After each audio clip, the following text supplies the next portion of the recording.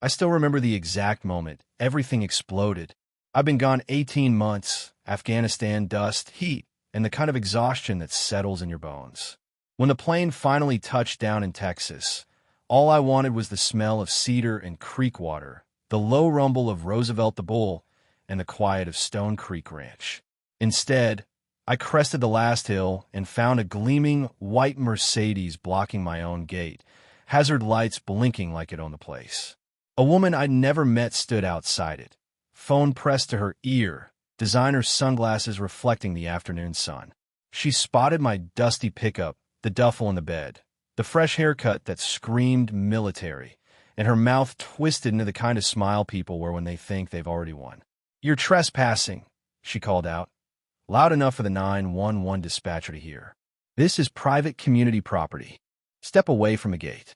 I killed the engine, stepped out slow, boots still carrying Kandahar sand, and felt 3 generations of my family rise up behind me. My grandfather's gate, my father's cattle, my ranch. "Ma'am," I said, pulling the original 1952 deed from my glove box, the one with the raised seal and my grandfather's careful signature. "You might want to double-check whose property you're standing on." She didn't.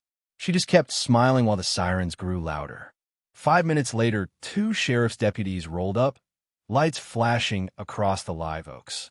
I handed over the deed, the tax records, the survey pins my grandfather drove himself. The older deputy, Tom Bradley, who'd known my dad since high school, read through it all, scratched his head, and turned to the woman in the Mercedes. "Mrs. Whitfield," he said, tipping his hat, "this here's Stone family land. Been that way since before your subdivision was even a gleam in some developer's eye. Matter of fact, looks like your fancy entrance sign, those stone pillars, the community mailbox kiosk, all of it sits about 15 feet on a Mr. Stone's property." Her smile froze. And Tom continued, flipping another page. "The county never actually transferred those 25 acres in '87. Clerical error. Means the HOA y'all formed never had legal standing. Not then, not now. You could have heard a grasshopper fart." The younger deputy was already on his radio, confirming with the tax assessor. 30 seconds later, he got the nod. The HOA that had been terrorizing half the county with fines, complaints, and petty rules for 3 years dissolved right there on the spot. Poof, like it had never existed. No vote, no appeal, no second chances. Just a county official voiding every document they'd ever filed because they were built on land they never legally owned. Karen Whitfield, 45, former farmer rep, self-appointed president of nothing, stood in her pressed white pants while her entire world collapsed in the space of a single phone call. The Mercedes suddenly looked ridiculous parked on my dirt road. She opened her mouth, closed it, then opened it again. This is impossible," she finally managed. "No, ma'am," Tom said, almost gentle. "This is Texas." I wish I could say I felt triumph in that moment, but mostly I just felt tired. Tired of fighting overseas, tired of coming home to a different kind of war. Roosevelt chose that exact second to amble up to the fence and give Karen's Mercedes the same flat, unimpressed stare he'd been perfecting for weeks. The bull knew before any of us did. This wasn't just about a gate anymore. What Karen never understood was that she'd picked the wrong fight with the wrong veteran.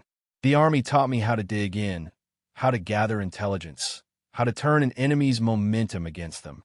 And when I started digging, really digging through 70 years of county records, I found gold. The original homestead deed, continuous tax payments on all 225 acres, including the 25 the county accidentally sold twice. Survey markers still in the ground, exactly where Grandpa placed them. And the kicker, Bradley Whitfield, Karen's husband, and the developer, had used my ranch as a selling point. Authentic Texas ranch charm. His brochures brag while his wife tried to run me off the land completely. Mrs. Rodriguez, my neighbor since before I was born, brought coffee the morning after the gate incident. She set a mug down on my kitchen table and grinned like Christmas came early. "Me, Joe," she said, "that woman just declared war on the entire county. And the county just declared war back." She was right. What followed was 6 months of beautiful, methodical karma. Karen tried everything. zoning complaints that died against grandfathered agricultural exemptions, environmental attacks that backfired when state inspectors praised our conservation practices, code enforcement visits that ended with the inspector admitting my 70-year-old barn was built stronger than anything in her subdivision. Every move she made exposed another crack in her foundation. She diverted the creek, got hit with $10,000 a day fines. She smeared my military record. Security footage proved every lie. She filed a restraining order. Professional cattle handlers kept operations running smoothly while she screamed at empty fields for the cameras. And through it all, Roosevelt stood at the fence line like a furry black judge, staring down that white Mercedes every single morning. The neighbors started bringing lawn chairs. The end came at the county hearing, packed wall-to-wall with reporters, homeowners, and half the feed store. Karen arrived late, radiating confidence she no longer had any right to feel. She brought lawyers, board members, even her husband, lurking in the back row looking for the nearest exit. My attorney, Nolan McCarthy, retired prosecutor with a voice like gravel and whiskey, laid out the evidence like a battlefield map. Original deeds, tax records, the 1987 clerical error that sold land the county never owned, the $800,000 worth of community improvements built on property that still, legally, belonged to the Stone family. Karen lasted exactly 4 minutes before she lost it completely. "This is ridiculous," she shouted, standing up so fast her chair rolled back and crashed. "We're not letting some backward rancher destroy our property values with his filthy cattle and military intimidation tactics." The room went dead silent. Commissioner Walsh didn't even raise her voice. Security, as they escorted Karen out, still screaming about conspiracies and federal investigations. The remaining board members looked like they'd aged 10 years. Jennifer Hayes, the quiet one who'd never liked Karen's tactics, stood up with shaking hands. "The Meadowbrook Community Association formally requests Mrs. Whitfield's immediate removal from all leadership positions," she said, "and authorization to negotiate a reasonable settlement with Mr. Stone." The ruling took less than 10 minutes. Clear title to all 225 acres restored to the Stone family. Every HOA lien, fine, and violation notice declared void. The illegally formed association given 90 days to dissolve and reform, if they could even manage that. Karen's husband filed bankruptcy the next week. She moved to San Antonio, and last I heard, sells handbags at a mall kiosk. 6 months later, the new community association, properly formed this time, signed a fairground lease that actually increased everyone's property values. We host joint harvest festivals now.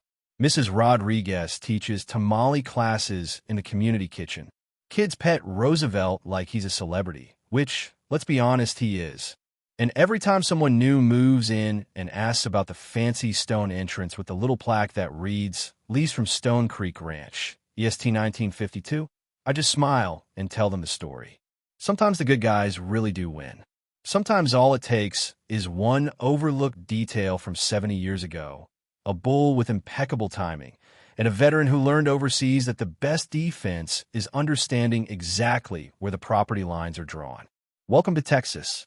If you've got your own HOA horror story, especially one where the Karen picked the wrong fight, drop in the comments. I've got coffee and time, and Roosevelt always enjoys an audience. Subscribe if you want more stories about entitled neighbors meeting Texas justice. Next week, we've got the one about the food truck owner who took down an entire corrupt city council with nothing but health department records and a viral TikTok. You won't believe how it ends. Thanks for watching. See y'all next time.